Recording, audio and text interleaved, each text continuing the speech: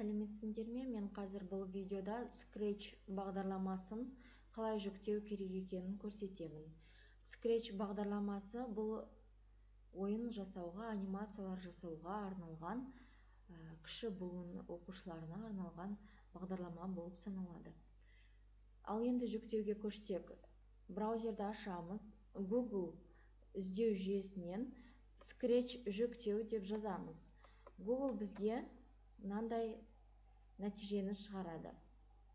Осы жерден міне бірінші шыққан scratch.ru updown.com осы сайт арқылы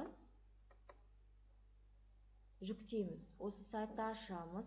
Мен сіздерге сілтемесін осы видеоның төмен жағындағы описанияда қалдырамын. Міне мынау сілтемені. Осы сілтемеге бірден кірсеңіздер де болады, сонда мына бет ашылады. Осы жерден скачать батырмасын басамыз. Бұл жерде бізде установочник дейді, яғни орнатқыш бағдарламаны қайда сақтайтынымызды таңдаймыз. Мен өзімнің мұндай бағдарламалардың барлығын D дискісінде Program Files, Programs папкасында сақтаймын. Осылай сақталатын жерді таңдаймыз. Міне, сохранить басқаннан кейін жүктеу бізде басталды. Загрузкаға кіріп тексерсек болады, қаншалықты жүктеліп аяқталған. Міне, загрузка кетіп жатыр.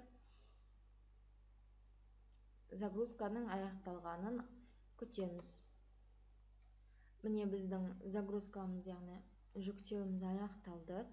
Показать папке батырмасын көріп тұрсыздар ғой.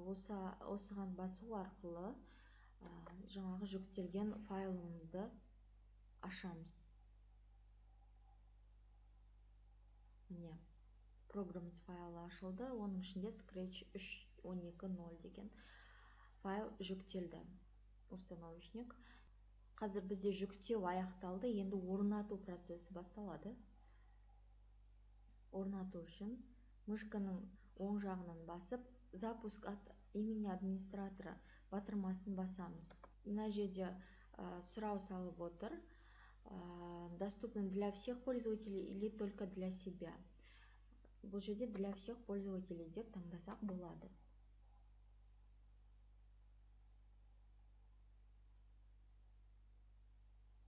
Міне бізде установка, яғни орнату процесі жүріп жатыр.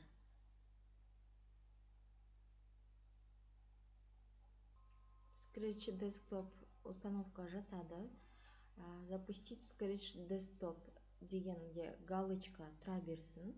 Оны алдың қажет жоқ. Готово батырмасын басамыз.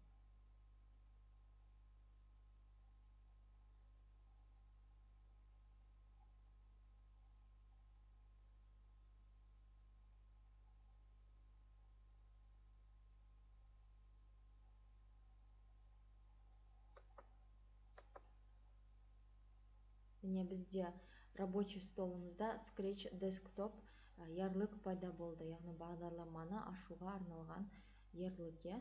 Кез келген уақытта, осы қолданатын уақытта жұмыс жасау керек болса, рабочий столдың бетіндегі Scratch Desktop арқылы программаны аша аласыздар. Ал менде қазір автоматты түрде установкадан кейін ашылды бағдарлама.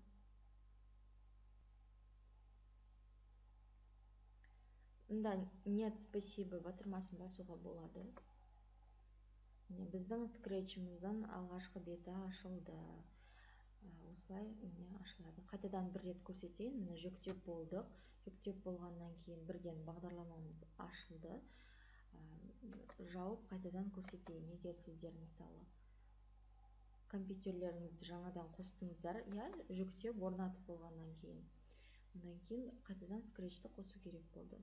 Мына ярлыққа келесіздер, мышканың оң жағын, сол жағын екі рет басамыз.